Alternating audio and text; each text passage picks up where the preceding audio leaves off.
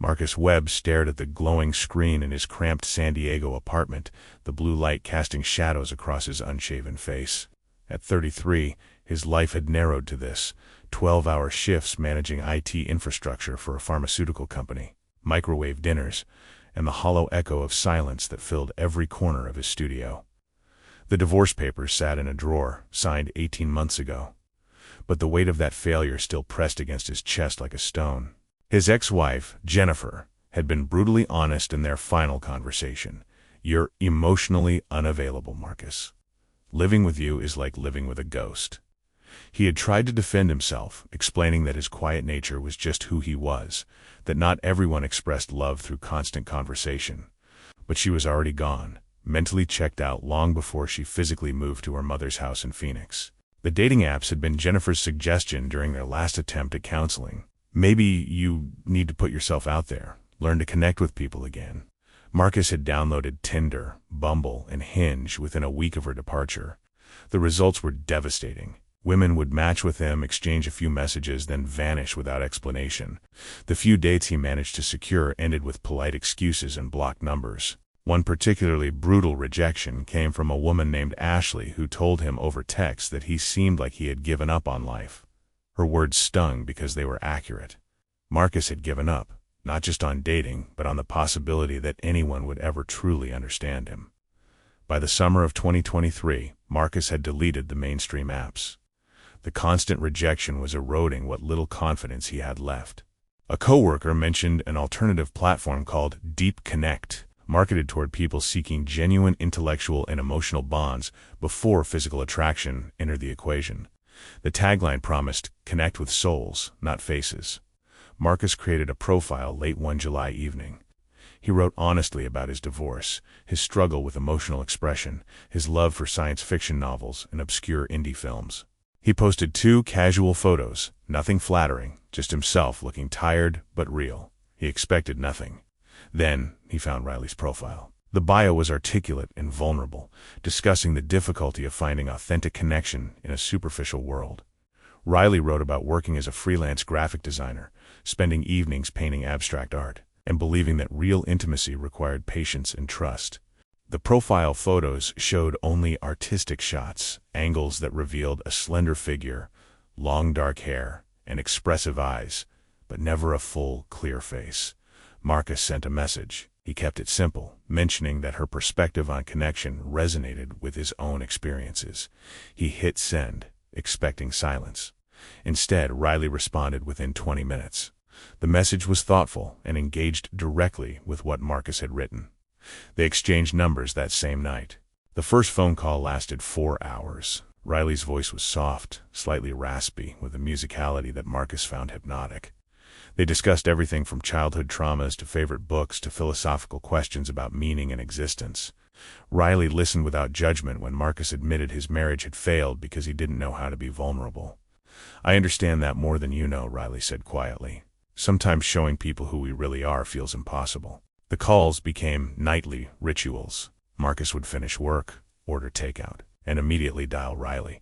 Sometimes they talked until 2 in the morning, losing track of time in conversations that felt more intimate than anything Marcus had experienced in his marriage. Riley shared stories about growing up feeling misunderstood, about struggling to fit into societal expectations, about finding solace in art and creativity. Marcus felt seen in a way he never had before. After 3 weeks, Riley suggested video calls. Marcus was excited but noticed something immediately. Riley's camera was always positioned to show only the face and shoulders, and even then, the lighting was dim, the angle strategic. Riley explained it as insecurity about appearance, saying that body image issues made full-frame video uncomfortable. Marcus understood. He had his own insecurities. He didn't push. By September, Marcus was telling his best friend Kevin about Riley. Kevin was cautiously supportive but concerned. "You've never met this person in real life, man. How do you even know Riley is who she says she is?" Marcus bristled at the skepticism. "Not everything has to be traditional, Kevin. People build real relationships online all the time."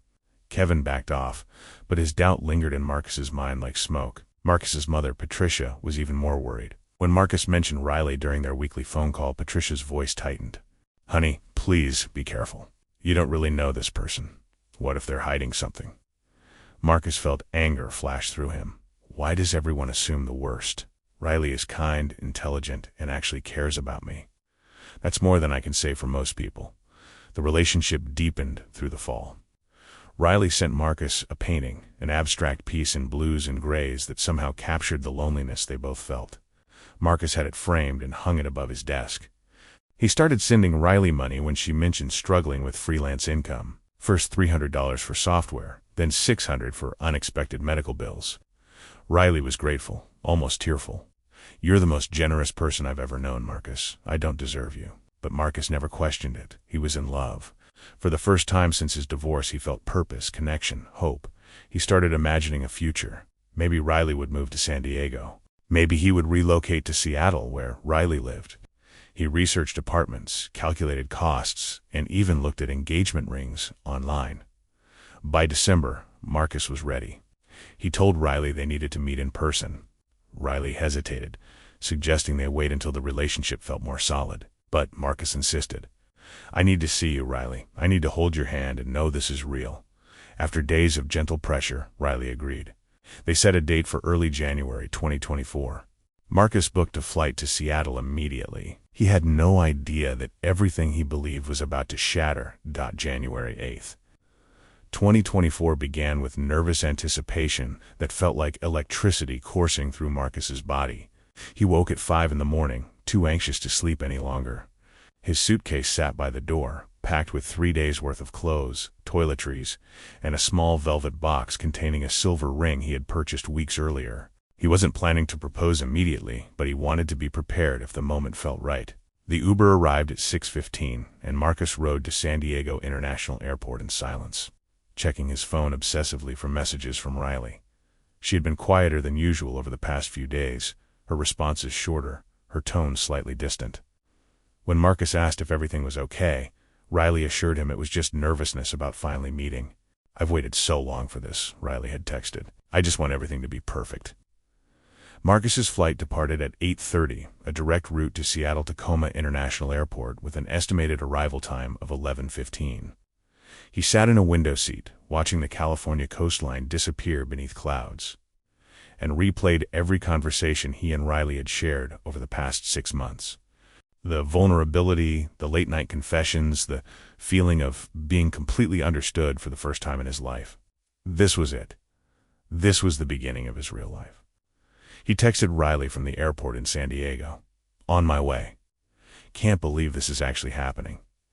He attached a photo of his boarding pass and added a heart emoji. Riley responded immediately. "I'm so nervous, but excited. See you soon."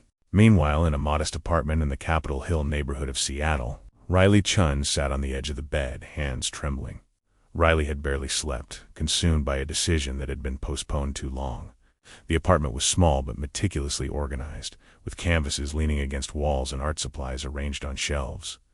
Riley had spent the morning cleaning obsessively, trying to control the one thing that felt manageable when everything else was spiraling.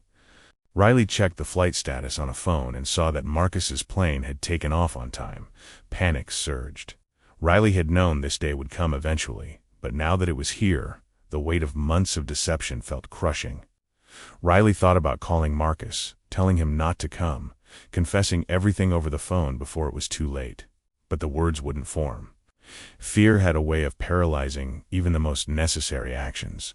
Riley had been born Ryan Chun 31 years ago in Portland, Oregon. Growing up had been a war between internal identity and external expectation. Ryan's parents, traditional first-generation immigrants from Taiwan, had clear ideas about masculinity, success, and family duty. Ryan was expected to excel academically, pursue a stable career, and eventually marry a woman and produce grandchildren. But from childhood, Ryan knew something fundamental was wrong. The body felt like a costume that didn't fit, a prison constructed by biology and reinforced by culture.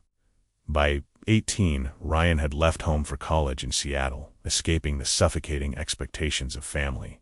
By 25, Ryan had begun hormone therapy. By 28, Riley had completed gender confirmation surgery and legally changed her name. Riley Chun was finally herself, living authentically despite the cost of familial estrangement. But dating as a transgender woman brought its own nightmare. Riley had tried being upfront about her identity on dating apps, including it prominently in profiles. The responses were brutal. Men who matched only to hurl slurs and transphobic abuse.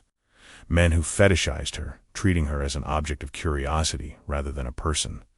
Men who seemed interested until they learned the truth, then vanished without explanation or worse, reacted with anger and disgust.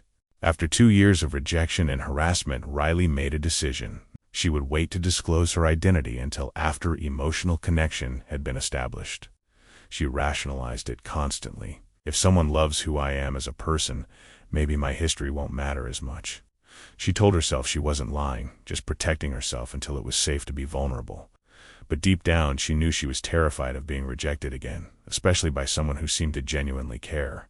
When Riley met Marcus on Deep Connect, the plan was always to tell him eventually. But days became weeks, weeks became months, and the longer Riley waited, the harder it became.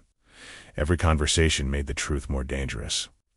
Every "I love you" made the inevitable reveal more terrifying. Riley had seen Marcus's vulnerability, his fragile self-worth, his desperate need to be accepted. She convinced herself that Marcus was different, that he would understand. Riley's best friend and roommate, Jamie Park, had warned her repeatedly.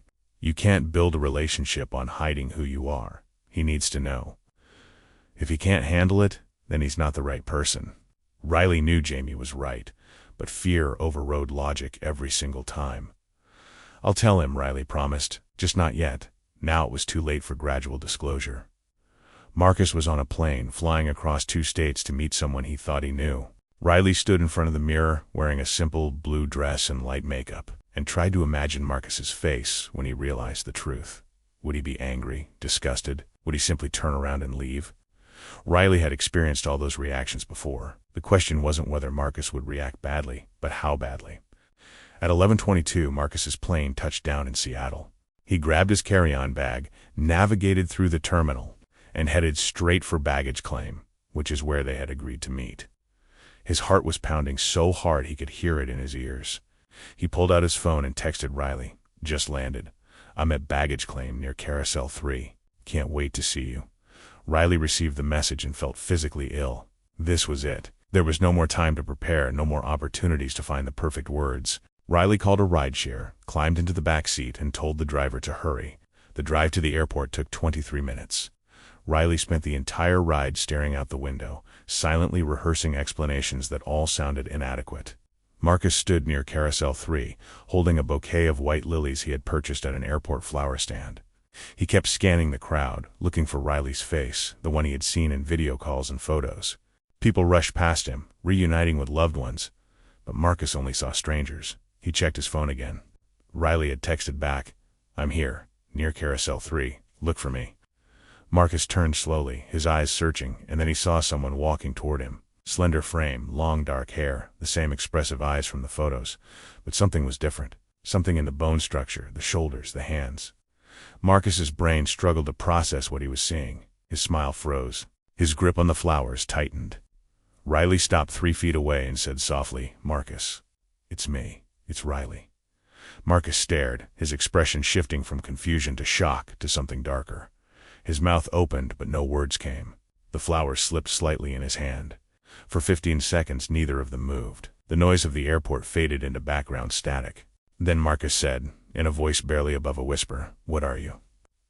Riley's eyes filled with tears at the question, at the way Marcus said it, like she was something instead of someone. She tried to find words, tried to access the explanation she had rehearsed 1,000 times. Marcus, please, let me explain. I wanted to tell you, I was just scared. I'm still the same person you've been talking to all these months. Nothing has changed, except what you can see. But Marcus wasn't listening. His face had gone pale, then flushed red with something that looked like rage. His hands were shaking as he stared at Riley, and she could see him rewriting every moment they had shared, recasting every conversation as evidence of deception. You lied to me, Marcus said, his voice rising. You lied about everything. What are you, some kind of man pretending to be a woman? Is this some sick joke? The words hit Riley like physical blows. She stepped back instinctively, her voice breaking. I'm not pretending. I'm a woman, Marcus. I'm transgender. I should have told you sooner, I know that, but I was afraid of exactly this. Please, just give me a chance to explain. Marcus laughed, but it was a hollow, bitter sound. Explain what? That you've been catfishing me for 6 months? That I flew across the country for this? He looked around the baggage claim area as if suddenly aware that people might be watching. His humiliation was compounding his anger, feeding into itself. I trusted you. I loved you. And you were lying the entire time. Riley was crying openly now, unable to stop the tears. I wasn't lying about who I am inside. Everything I told you about my thoughts, my feelings, my past, that was all real. The only thing I didn't tell you was my history. I was born in a body that didn't match who I am, but I've corrected that. I'm the same Riley you fell in love with. Marcus shook his head violently, backing away. No, you're not. The Riley I loved doesn't exist. She was a fantasy, a character you created to manipulate me. He dropped the flowers on the floor, the white lilies scattering across the tile. I can't believe I was stupid enough to fall for this. Riley reached out instinctively, a gesture of desperation. Marcus, please don't do this. I love you. Everything between us was real. Just talk to me. Give me 5 minutes. But Marcus had already turned away. He pulled out his phone and opened his airline app, searching for the next available flight back to San Diego. His fingers moved frantically across the screen, his jaw clenched so tight it ached. Riley stood there watching him, feeling the entire relationship disintegrate in real time. Please, Riley called after him. Marcus, I'm sorry, I should have told you, but you know me. You know who I am. Marcus didn't turn around. He walked to the ticket counter, rebooked his flight for 4 hours later, and grabbed his boarding pass without making eye contact with the agent. Riley followed him at a distance, still crying, still trying to find words that might reach him. But Marcus refused to acknowledge her existence. He walked through the terminal like she was invisible. Riley pulled out her phone and called Marcus's number. It rang once, then went to voicemail. She called again. Voicemail. She tried 7 more times, each call rejected immediately. Finally, she switched to text messages. Marcus, I'm begging you, please don't shut me out like this. I know I hurt you, but we can work through this. You mean everything to me.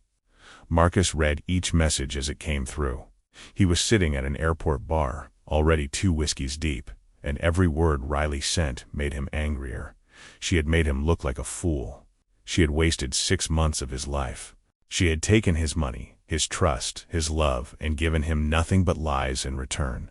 He felt humiliated, betrayed, and increasingly certain that Riley deserved to suffer for what she had done to him. He opened his phone settings and blocked Riley's number.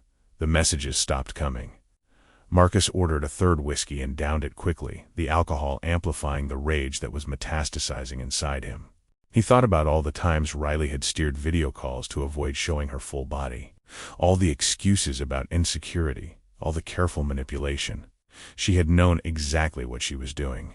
She had known he would reject her, and she had hidden the truth to keep him on the hook. Marcus left the bar and locked himself in an airport bathroom stall. He punched the metal wall, splitting his knuckles, barely registering the pain. The humiliation was unbearable. He had told his mother, his best friend, his co-workers about Riley. He had bought a ring. He had imagined a future. And it had all been built on a lie. His phone buzzed with a notification, an email from Riley since texts were now blocked. Marcus, I know you're angry. I understand. But please, when you calm down, can we talk? I never meant to hurt you. I was just trying to protect myself. Please don't hate me. Marcus stared at the email and something cold settled in his chest. Hate wasn't strong enough for what he felt. This wasn't just heartbreak. This was something darker, more corrosive. Riley had humiliated him, exposed his desperation, made him a joke. And now Riley was acting like the victim, like she deserved understanding and compassion. Marcus deleted the email and sat there in the bathroom stall, his mind racing through possibilities. He couldn't let this go. He couldn't just fly home and pretend this never happened. Riley needed to understand what she had done. She needed to feel the kind of pain she had inflicted on him. And then Marcus remembered someone from his past. A former coworker named Tyler Brennan, who had once mentioned knowing people who could handle problems discreetly. Marcus had laughed it off at the time, assuming Tyler was exaggerating. But now, sitting in that airport bathroom with blood on his hands and rage in his chest, Marcus pulled up Tyler's contact information. He typed out a message. Need your help with something serious. Do you still know people who can take care of problems? He hit send before he could reconsider. The decision was made. Riley would pay for what she had done. Tyler Brennan's response came through 20 minutes later, just as Marcus was boarding his flight back to San Diego. The message was cautious. What kind of problem are we talking about? Marcus waited until the plane reached cruising altitude, then opened his laptop and connected to the in-flight Wi-Fi. He wasn't thinking clearly anymore. The alcohol, the humiliation, and the rage had fused into something toxic that overrode any moral consideration. Marcus typed back, "Someone screwed me over badly. I want them gone. Permanently." There was a long pause. Marcus watched the typing indicator appear and disappear several times. Finally, Tyler responded, "That's serious territory, man. You sure about this? Because once you go down this road, there's no coming back." Marcus didn't hesitate. "I'm sure. How much?" Tyler's next message included a phone number and instructions to download an encrypted messaging app. "Use this to communicate. Delete everything after. And if you're really committed, the going rate is 8,000. Half up front, half on completion." Marcus felt his stomach twist, but he pushed the feeling down. He downloaded the app, created an anonymous account, and sent a message to the number Tyler provided. Within minutes, he was connected to someone who identified themselves only as Jay. Jay's messages were blunt and businesslike. Location of target? Marcus provided Riley's address, which he had memorized from the return address on the painting she had sent him months ago. Jay asked for a photo. Marcus hesitated, then sent a screenshot from one of their video calls. "Any security concerns? Roommates? Pets?" Marcus typed, "She has a roommate. Jamie Park. Female, mid-20s. Usually home in evenings. Riley's schedule is unpredictable since she works from home." Jay responded, "This will cost extra because of the roommate. 10,000 total. 5 up front, 5 after. Non-negotiable." Marcus landed in San Diego just before midnight. He took a rideshare straight to his apartment, his mind operating on autopilot. He transferred $5,000 from his savings account to a cryptocurrency exchange, then sent the digital currency to an anonymous wallet address Jay provided. The transaction was irreversible. The plan was in motion. Jay turned out to be Joaquin Ruiz, a 32-year-old Seattle native with a history that read like a cautionary tale. Joaquin had grown up in South Seattle, the youngest of 4 children in a family that struggled with poverty and addiction. His father had been incarcerated when Joaquin was 7. His mother worked 3 jobs and was rarely home. By 15, Joaquin was running with a gang, selling drugs to pay for his younger sister's medical bills. He had done 2 stints in prison, one for armed robbery at 19, another for aggravated assault at 24. He had gotten out the second time determined to stay clean, but legitimate work was impossible with his record. He had tried construction, warehouse jobs, anything that would hire him. Nothing stuck. The money was never enough. And when his sister's cancer returned, requiring experimental treatment their insurance wouldn't cover, Joaquin fell back into the only economy that would have him. By January of 2024, Joaquin was deep in debt to people who didn't accept excuses. When Tyler's contact reached out with an offer of $5,000 up front for a job in Seattle, Joaquin didn't ask many questions. He needed the money too desperately to be selective. On January 10th, Joaquin received the target information. He studied Riley's address, researched the neighborhood, and drove past the apartment building twice to assess the situation. The building was older, a 3-story walk-up in Capitol Hill with minimal security. No cameras in the hallways, no doorman, just a basic lock on the front entrance that Joaquin could bypass easily. He watched the building on January 11th, noting patterns. Riley and Jamie seemed to keep irregular hours. Lights would be on late into the night, occasionally turning off around 2 or 3 in the morning. Joaquin saw Riley leave once to pick up food delivery at the door. He noticed Jamie leaving for what looked like a morning run around 7. Joaquin's girlfriend, Natasha Kim, sensed something was wrong. He had been distant, distracted, checking his phone constantly. When the money hit his account, his relief was visible but short-lived, replaced by a nervous energy that scared her. "What's going on?" she asked. "You've been acting strange all week." Joaquin couldn't tell her the truth. "Just a job opportunity," he said vaguely. "It's going to fix a lot of our problems." Natasha wanted to believe him, but the look in his eyes told her this wasn't a normal opportunity. She didn't push, afraid of what she might learn. Meanwhile, Riley was falling apart. After Marcus blocked her, Riley had taken a rideshare back to the apartment and collapsed into Jamie's arms. Jamie held her while she sobbed, listening to the entire story of the airport disaster. "I knew this would happen," Riley said through tears. "I knew he'd reject me. I just hoped maybe this time would be different." Jamie was furious on Riley's behalf. "He's a coward and a bigot. You deserve someone who loves all of you, not someone who runs away the second things get complicated." Riley wanted to believe that, but the pain was overwhelming. She had given Marcus everything, and he had discarded her like she was nothing. Over the next 2 days, Riley barely left her bed. She couldn't eat, couldn't work, couldn't do anything except replay that moment in the airport when Marcus asked, "What are you?" The question haunted her because it reduced her entire existence to her transness, erasing everything else she was. On January 12th, Jamie convinced Riley to attend her online support group for transgender individuals. Riley logged in from bed, camera off, and listened as others shared their experiences with rejection and discrimination. When it was her turn, Riley told the story. The group was compassionate. One member, an older woman named Carol, said gently, "You deserve someone who sees you for who you are. He wasn't that person. You're better off." Riley wanted to believe it, but better off felt impossible when the pain was this fresh. The same evening, Joaquin was preparing. He bought black gloves, a dark hoodie, and a prepaid phone from different stores across Seattle, paying cash for everything. He told Natasha he would be out late, handling business.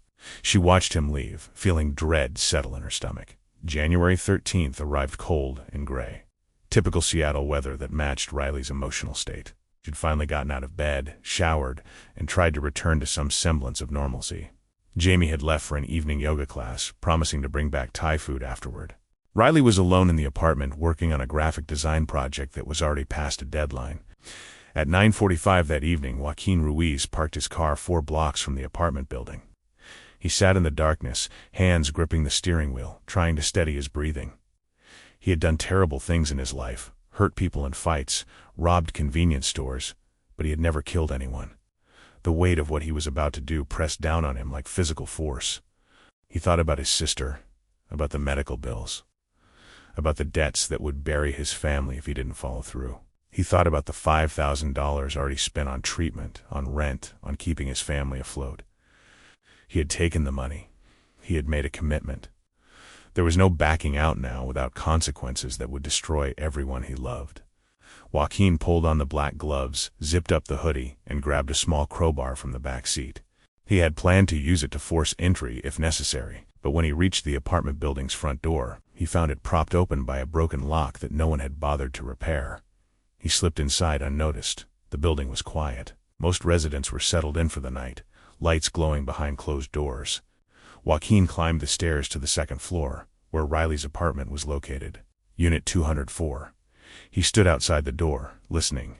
He could hear music playing softly inside, some kind of indie folk that barely penetrated the door. Joaquin tried the doorknob, not expecting it to turn, but it did.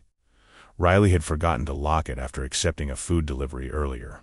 The door opened silently. Joaquin stepped inside, his heart hammering. The apartment was small, decorated with art and plants, warm and lived in. He moved through the narrow hallway, following the sound of music. And then he saw Riley, sitting at a desk in the living room, headphones on, focused intently on the computer screen in front of her. For a moment, Joaquin stood frozen. Riley looked so ordinary, so human, just someone working late on a project. This wasn't some abstract target. This was a person with a life, with feelings, with people who loved them.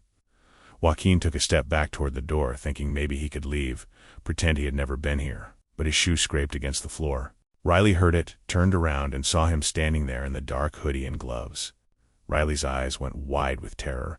She tried to scream, but the sound caught in her throat. She yanked off her headphones and managed to get out one word: "Help!" Joaquin panicked. He hadn't expected Riley to be awake, alert. He rushed forward without thinking, knocking over a lamp. Riley tried to run, but Joaquin was faster. He grabbed her, his gloved hand covering her mouth to muffle the screaming. Riley fought hard, kicking and thrashing, but Joaquin was stronger. They crashed into the coffee table, sending books and a laptop sliding to the floor. Joaquin's mind was screaming at him to stop, to let her go, but his body was operating on survival instinct now. He couldn't go to prison again. He couldn't let his family down. His hand closed around Riley's throat, squeezed, not knowing what else to do, just trying to make her stop fighting. Riley's hands clawed at his arms, her eyes bulging, her body convulsing. It took 90 seconds that felt like an eternity. Then Riley went still. Joaquin released his grip and stumbled backward, staring at what he had done. Riley's body lay motionless on the floor, eyes open, lifeless. Joaquin's entire body was shaking. He had just killed someone. The reality crashed over him like a wave, and he turned and vomited in the corner of the room. He heard a key turning in the front door. Jamie was back. Joaquin's panic reached a new level. He looked around desperately, seeing a window that led to a fire escape. He ran to it, forced it open, and climbed out just as Jamie entered the apartment, calling Riley's name. Jamie walked into the living room and saw Riley on the floor. She screamed, dropped the bag of Thai food, and fell to her knees beside Riley's body. She checked for a pulse, found nothing, and grabbed her phone with trembling hands to call 911. Joaquin was already 2 blocks away, running through alleys, his breath coming in ragged gasps. He reached his car, threw himself into the driver's seat, and sat there shaking violently. He had left something behind. He knew it. In his panic, he had forgotten to check his phone. His personal phone had fallen out of his pocket during the struggle. He wanted to go back, to retrieve it, but he could already hear sirens in the distance. It was too late. The evidence was there. His life was over. Seattle police arrived at the apartment within 8 minutes of Jamie's 911 call. Detectives Laura Chun and Marcus Rivera took lead on the case. The scene told a story of struggle, overturned furniture, broken lamp, signs of a violent confrontation. Riley's body showed clear evidence of strangulation. There was no forced entry, nothing stolen. This was targeted.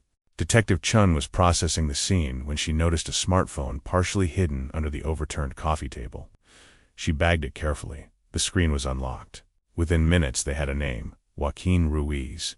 The phone's message history was damning. Encrypted app conversations about the target, the location, the payment. Detective Rivera immediately issued a warrant for Joaquin's arrest. By 3 a.m, officers had located him at Natasha's apartment in South Seattle. He didn't resist. He looked relieved to be caught. In interrogation, Joaquin broke down completely. He confessed to everything, sobbing as he described what had happened. He also gave investigators something crucial: the identity of the person who had hired him. He provided Tyler Brennan's name and explained the chain of communication that led to Marcus Webb. Detectives in San Diego arrested Marcus at his apartment on January 14th at 6 a.m. He was still asleep when they kicked in the door. They seized his laptop, phone, and financial records. The evidence was overwhelming: cryptocurrency transfers, deleted messages that forensic specialists recovered, flight records to Seattle on the day Riley disclosed her identity. Tyler Brennan was arrested the same day in Tacoma, where he had been living since leaving his job with Marcus 2 years earlier. Tyler tried to claim he thought Marcus was joking, that he never believed anyone would actually go through with it. But his message history showed he had knowingly facilitated a murder. The trial began in September of 2024. Joaquin Ruiz pleaded guilty to second-degree murder in exchange for his testimony against Marcus. He was sentenced to 22 years in prison. During his sentencing, he addressed Riley's family directly, tears streaming down his face. "I can never undo what I did.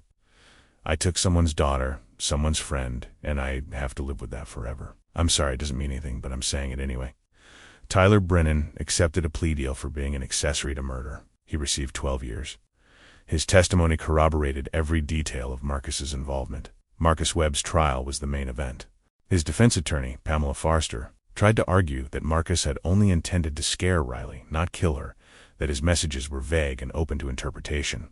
But the prosecution, led by Deputy District Attorney Richard Zhao, presented message after message showing clear intent. Jamie Park testified about Riley's emotional state after the airport encounter, describing Riley's heartbreak and fear.